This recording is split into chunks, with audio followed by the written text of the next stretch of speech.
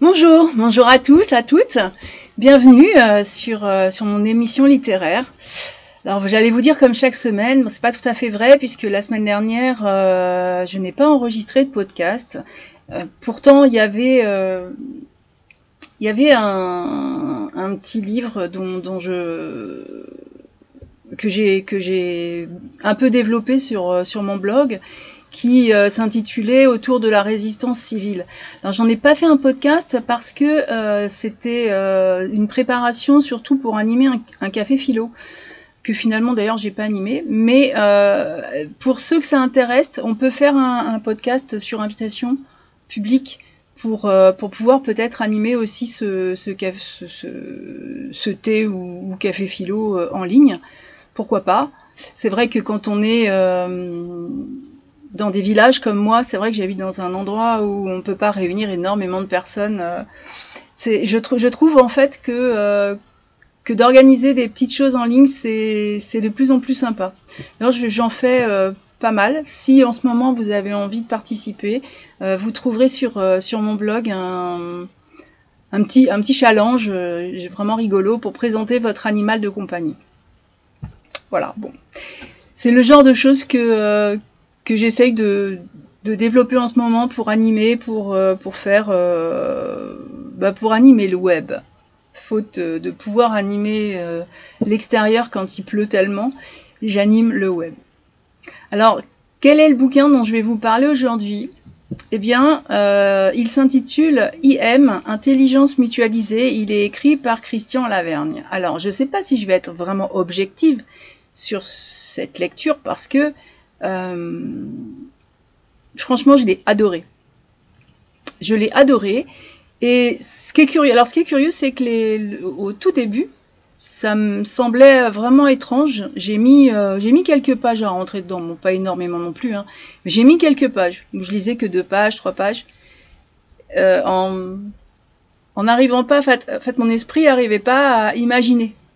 Et ça, c'est assez curieux. Mais une fois qu'on est dedans, je vais vous dire que c'est vraiment une super aventure à découvrir. Et c'est vraiment, enfin, en tout cas, ça a été pour mon plus grand plaisir. Et j'espère que ce sera aussi pour le vôtre. C'est un roman d'anticipation, mais avec un réalisme et vraiment troublant. Ça, c'est quelque chose qui m'a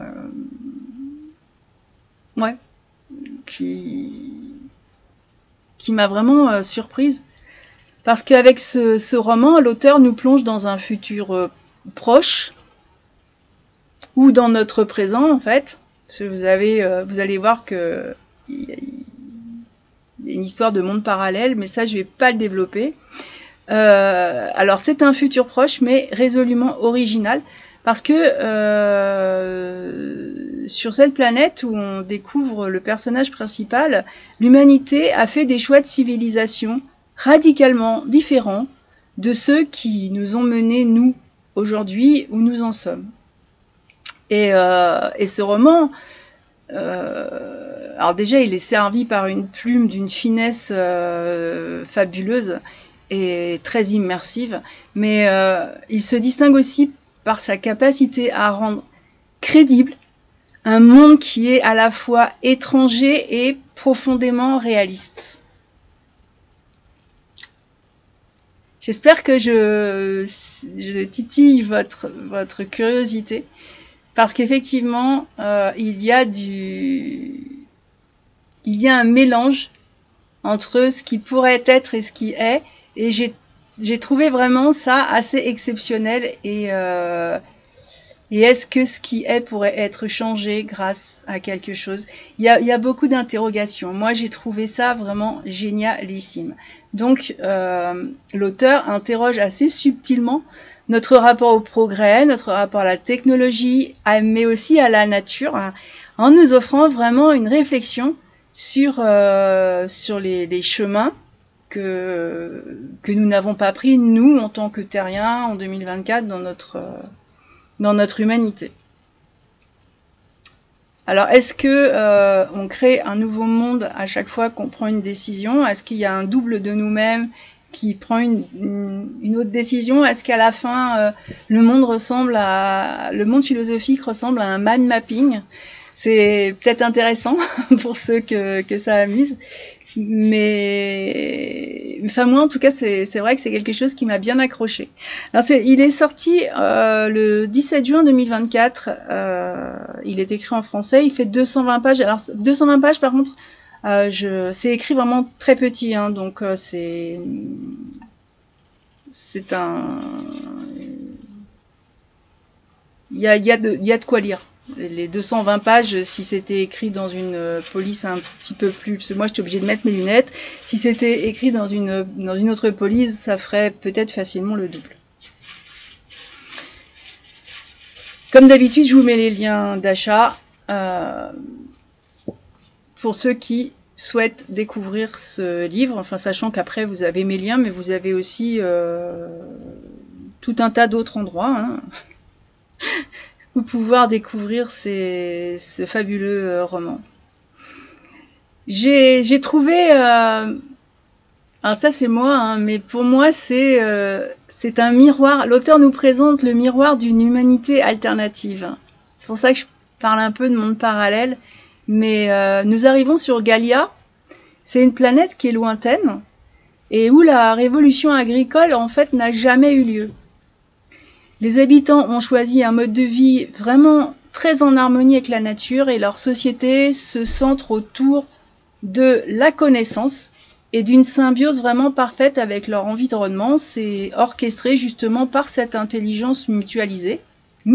Donc ça change un peu de l'intelligence artificielle parce que c'est très différent, c'est très original et j'avoue que ça m'emballe beaucoup plus.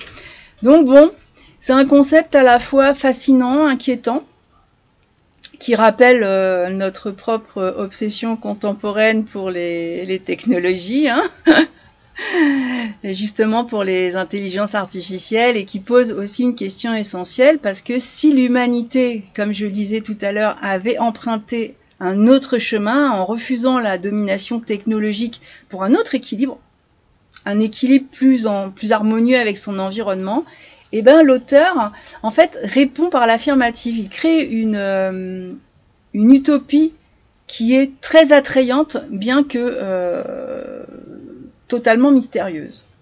Parce qu'évidemment, c'est quelque chose, je l'ai pas forcément dit, mais pour moi c'est très innovant. C'est un roman qui est d'une grande originalité, qui est assez innovant. Ça change un petit peu les sentiers battus. Alors je me suis attachée au personnage de Yoa. Yoa, elle a un regard qui est émerveillé, qui est lucide sur tout. Et c'est vraiment un personnage auquel on s'identifie. Bon, pour moi, c'est incontestablement le cœur battant de ce roman, hein. Elle est attachante, elle est profondément humaine, elle porte sur notre monde, puisque oui, elle va venir nous rencontrer, un regard qui est rempli d'étonnement, mais sans pour autant rentrer dans un conflit, elle reste bienveillante. C'est ce qui change, hein. Et à travers ses yeux, moi j'ai redécouvert la Terre comme un lieu fascinant, mais qui finalement ressort... Là, le texte fait ressortir tous nos dysfonctionnements. Donc là où le monde de Yoa repose sur la collaboration, l'harmonie, elle va découvrir chez nous une société particulièrement fracturée par la surconsommation, par la pollution, par l'individualisme. Et c'est un contraste qui est vraiment très habilement exploité par l'auteur et qui pousse la lectrice que je suis à réfléchir sur ce que en fait notre monde pourrait être ou aurait pu être si on avait fait d'autres choix. Et ce sont des questions très quantiques, mais j'avoue que j'adore ça. Et Yoa, tout en étant sur sa planète une scientifique très rigoureuse, c'est aussi une jeune femme sensible. Et sa mission sur Terre va devenir rapidement pour elle beaucoup plus qu'une simple quête scientifique. Ça se transforme en un voyage intérieur et la compréhension, enfin, elle la compréhension de cette planète qu'elle voit, qui est étrangère à la sienne, devient une sorte de miroir pour mieux se comprendre elle-même et comprendre son propre monde, mais aussi le nôtre. Et il y a là-dedans un réalisme vraiment saisissant, dans une anticipation qui est quand même, à mon sens, très réfléchie. Ça n'engage que moi. Mais Christian Laverne a vraiment réussi un exploit, celui de rendre ce roman non seulement crédible, mais vraiment profondément réaliste. Et bon, même si Gaïa est une planète lointaine et que l'intelligence mutualisée reste une technologie qui n'existe pas, donc qui est inimaginable, l'auteur arrive à ancrer son récit dans des détails super subtils. Il y a une rigueur scientifique, une narration fluide qui nous donne l'impression que vraiment tout ça pourrait exister, et pourquoi pas ici et maintenant en fait. Les réflexions sur la physique quantique, l'infiniment petit, l'harmonie avec la nature, c'est pas des sujets qui sont complètement délirants, hein. Ce sont des sujets d'actualité, et en fait ces sujets-là ne sont jamais didactiques, ils viennent enrichir au contraire un propos qui résonne avec les préoccupations contemporaines comme je sais pas, la durabilité, l'écologie et la place de la technologie dans nos vies. Et c'est vrai que on entend souvent un débat du pour ou du contre, et ben là, c'est pas ça. Et vous allez voir que c'est une technologie qui est différente et qui est très intéressante. Alors évidemment, le parallèle entre la Terre de 2024 et Gaïa permet aussi une critique douce mais très pertinente de notre monde à nous, moderne. Et ce bouquin, c'est pas du tout une dystopie effrayante, c'est vraiment une invitation à imaginer un autre avenir, plus lumineux, plus en phase avec notre planète. Et d'ailleurs, je l'ai trouvé, parce que la fin est vraiment extraordinaire, je l'ai trouvé plein d'espoir. C'est bien, moi je trouve que cultiver l'espoir et la gratitude, c'est fabuleux. Donc j'ai fait, moi, un voyage aux confins de l'humanité, de plusieurs humanités. Et ce bouquin m'a vraiment captivée, et autant par la richesse de son univers que par la profondeur de ses personnages. Parce que il y a ce personnage Ioa, avec son regard bienveillant, les idées qu'elle peut avoir qui sont toujours dans le positif, toujours dans l'avancée. En fait, Christian Laverne nous offre une exploration vraiment super fascinante de nos propres failles, et sans en avoir l'air, je trouve qu'il nous invite à rêver d'une humanité meilleure. Et les amateurs de science-fiction, comme ceux qui cherchent une réflexion subtile sur l'état du monde, vont y trouver leur compte. En fait, c'est ça qui est extraordinaire, c'est que ça va toucher un lectorat assez large. Et que c'est une façon d'aborder des divers sujets par la science-fiction. Et moi, en refermant ce bouquin, j'ai pas pu m'empêcher de penser que Gaïa, avec son intelligence mutualisée, en fait, nous ressemble plus qu'on ne le croit, et peut-être que le plus grand voyage à entreprendre, c'est celui qui va nous mener à une réconciliation avec notre planète et entre nous aussi, les humains. Et c'est un très beau message. Moi, c'est une lecture que je recommande à 200%, même que peut-être elle devrait être... je vais pas dire obligatoire, ça va pas dans le sens d'ailleurs du bouquin à la limite. Mais moi en tout cas je la conseille vraiment à 200%. Alors il y a des thèmes évidemment dans ce bouquin. Et j'ai trouvé que c'était vraiment une exploration essentielle de notre avenir. De notre avenir, parce qu'on va pas revenir au passé, mais de notre avenir. Et ce roman de Christian Laverne, il se distingue justement par la profondeur et la variété des thèmes qu'il aborde, en faisant de cette œuvre de science-fiction une véritable réflexion sur l'évolution de notre civilisation et ces thèmes qui sont à la fois universels et contemporains m'ont invité, moi en tout cas, à repenser mon rapport à la technologie, mon rapport à la nature, même mes connaissances aux phénomènes de société, et ça résonne d'autant plus fort qu'ils sont ancrés dans un récit réaliste et captivant.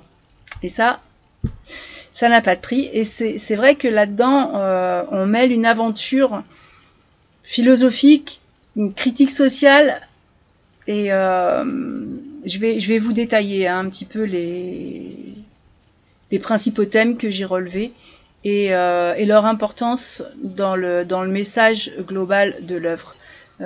Si vous suivez régulièrement ce podcast, vous savez que je vous raconte pas l'histoire, je vous en donne, disons, un échantillon pour vous donner l'envie de le prendre, et après je préfère vous faire part de mon analyse personnelle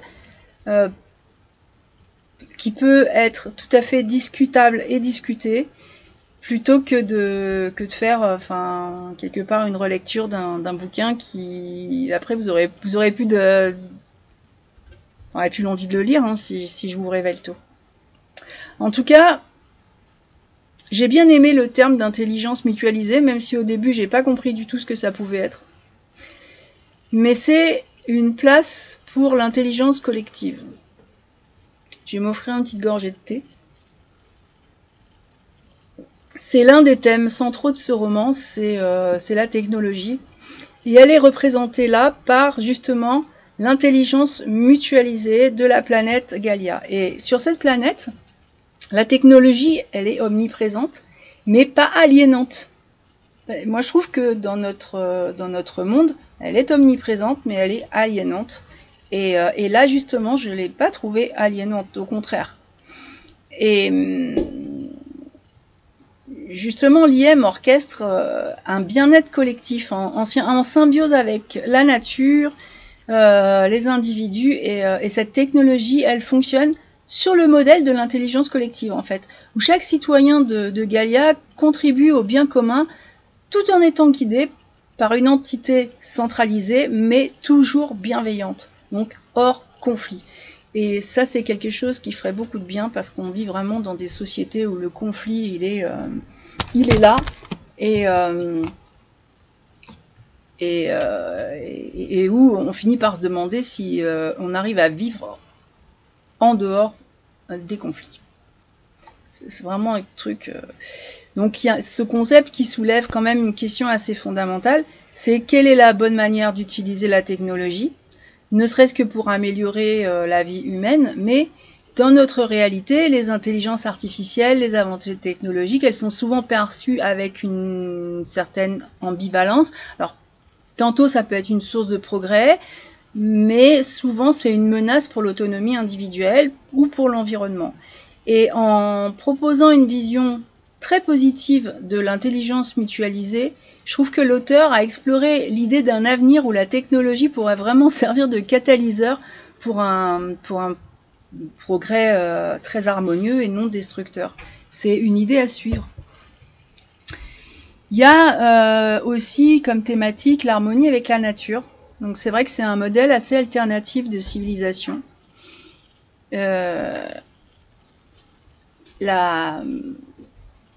civilisation gaïenne l'incarne pleinement. Et contrairement à la Terre, où la révolution agricole a conduit à une domination de l'homme sur la nature, les Gaïens ont fait le choix de conserver un mode de vie qui est plutôt basé sur la chasse, la cueillette et une profonde compréhension des cycles naturels. Donc ce thème, il est très pertinent dans ce contexte et surtout dans notre contexte actuel de crise écologique, parce que ça propose une alternative assez fascinante à notre modèle de développement qui est basé sur une exploitation, une surexploitation d'ailleurs des ressources. Vous allez voir aussi que leur répartition de population est assez intéressante. Donc l'importance de ce thème réside dans la critique implicite de notre société. En 2024, la Terre que découvre Iowa est marquée par la pollution, la destruction des écosystèmes et quand même l'exploitation intensive des ressources. Donc à travers le contraste entre les deux mondes, l'auteur nous amène quand même à réfléchir sur les conséquences de notre choix de société et nous rappelle qu'une autre voie plus respectueuse de la nature, elle est possible. D'ailleurs, si en ce moment il y a des murs, ben les murs, par exemple, c'est tellement plus sympa en allant se promener de les picorer en faisant de la cueillette. En fait, j'ai trouvé que c'était très intéressant et comme quoi on n'a pas tous totalement oublié ce genre de choses. Bon, il y a la mûre, hein, il y a peut-être autre chose, mais en ce moment, moi, j'ai des murs. Donc pourquoi pas, on nous imagine bien.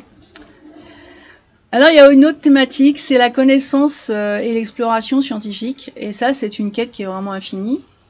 On peut aller toujours plus loin. Et la quête de cette connaissance, justement, est un autre fil conducteur du roman. Les Galliens, ils ont fait de la science et de la recherche un pilier de leur société. Donc ils ont remplacé l'agriculture par la révolution de la connaissance.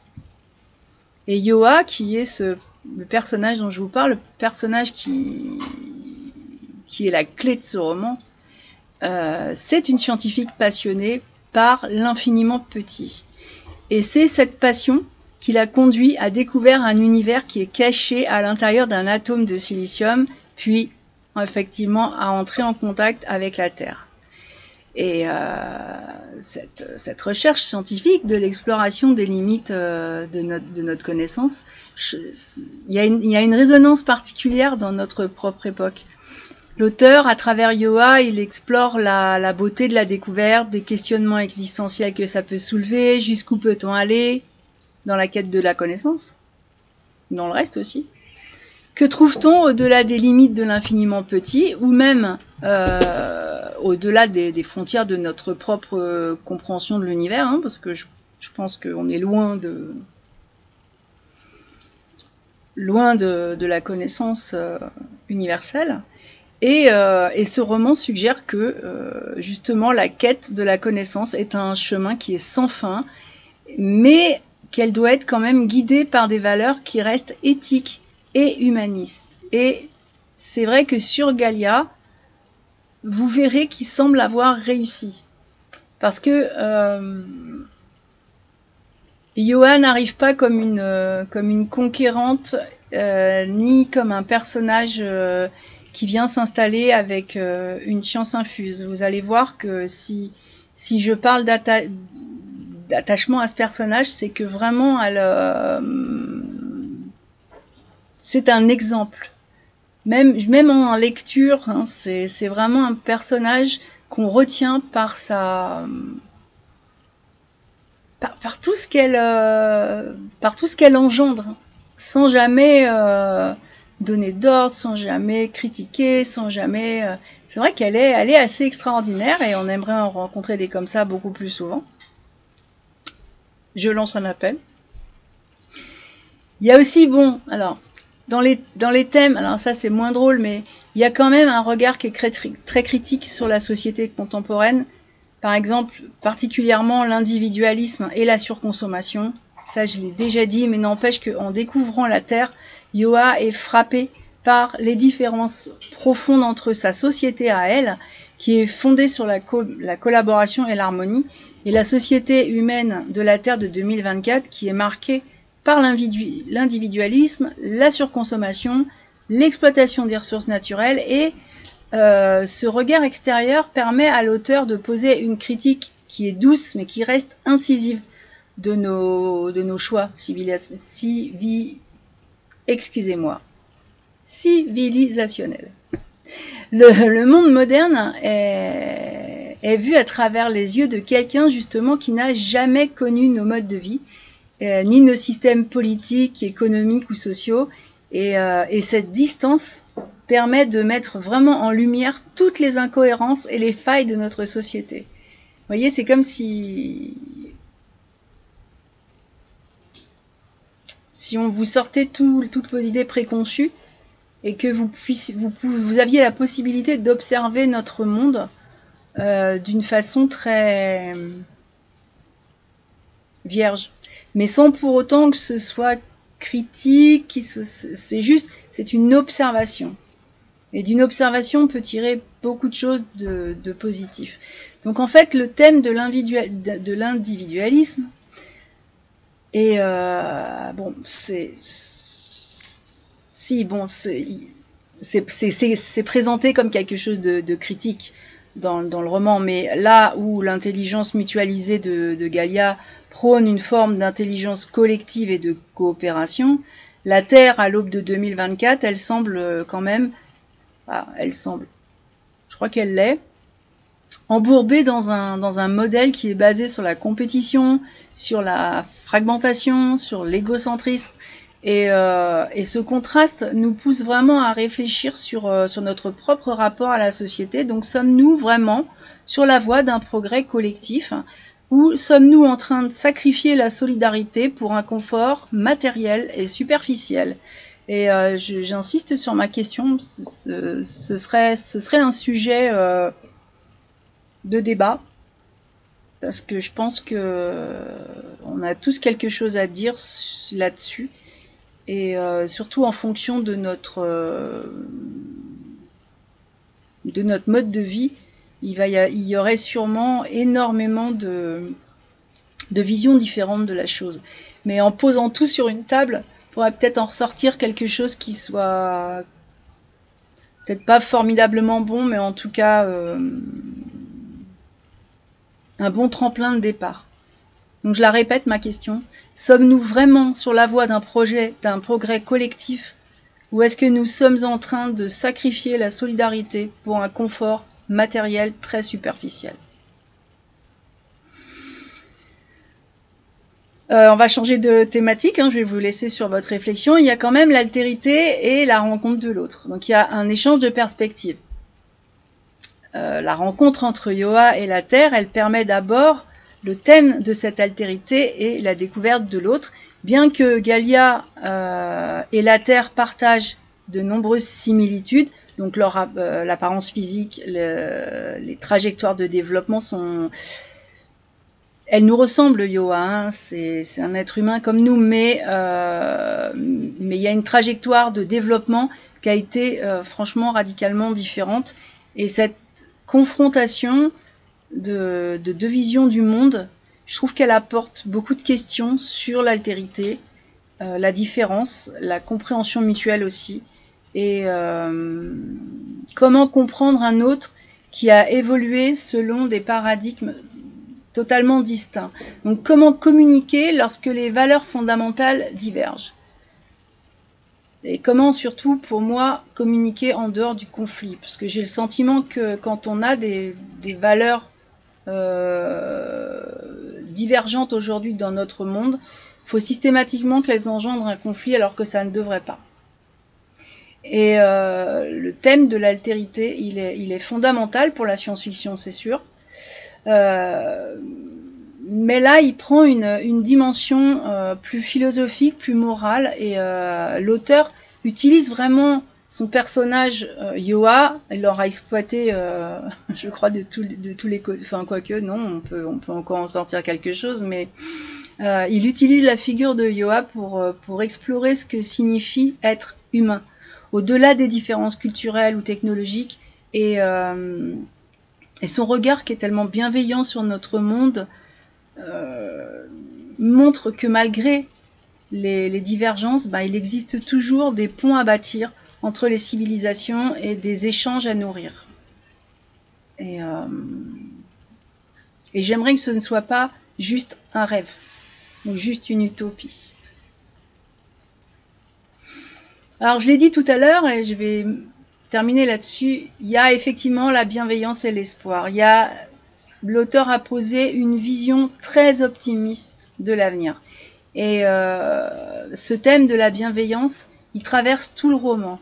Alors, il est incarné par le personnage de Yoa, sa curiosité, son étonnement face à la Terre, eh bien, ils sont toujours teintés de bienveillance. C'est-à-dire qu'elle ne regarde pas ça avec un œil, quelle bande d'abrutis, non, pas du tout. Elle est dans la compréhension et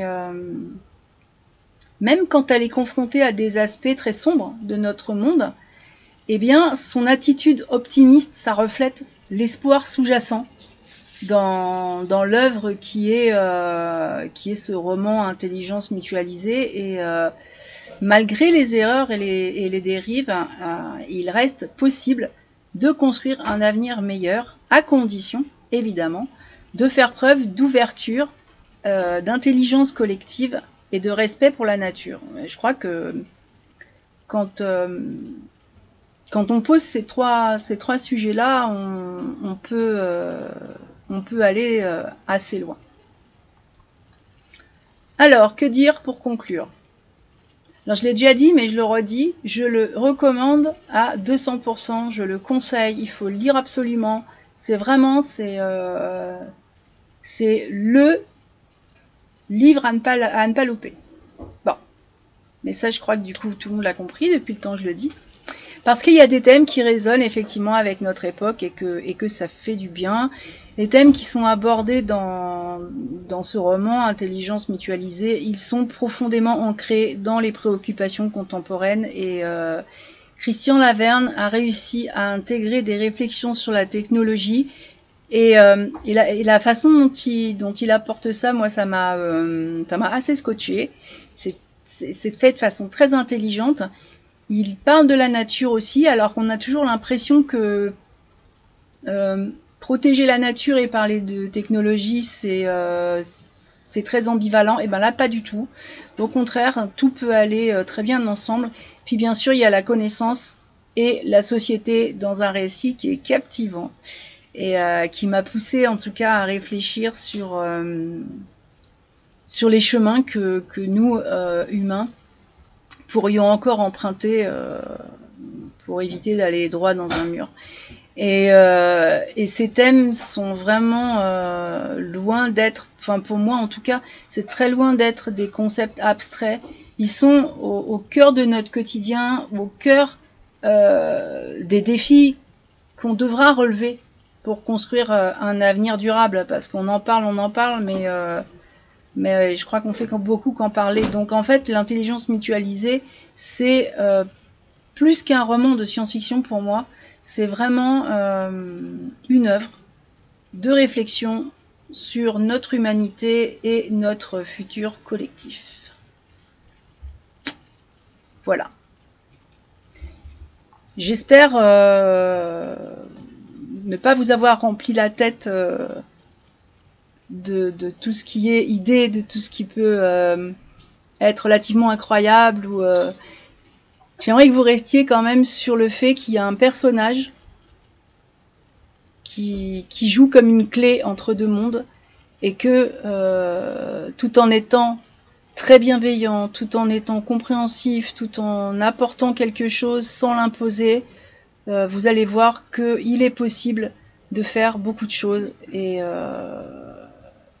moi, en tout cas, ce roman m'a profondément émue. Je remercie très sincèrement Christian Laverne qui m'a fait confiance pour le lire et pour le présenter. En fait, ça me fait vraiment plaisir et je suis flattée. C'était presque un très très beau cadeau. Donc sur ce, je vais vous laisser sur cette thématique. N'hésitez pas, comme d'habitude, vous pouvez me poser vos questions par écrit, vous savez où me joindre. En attendant, je vous souhaite un très bon dimanche et moi je vous dis à la prochaine!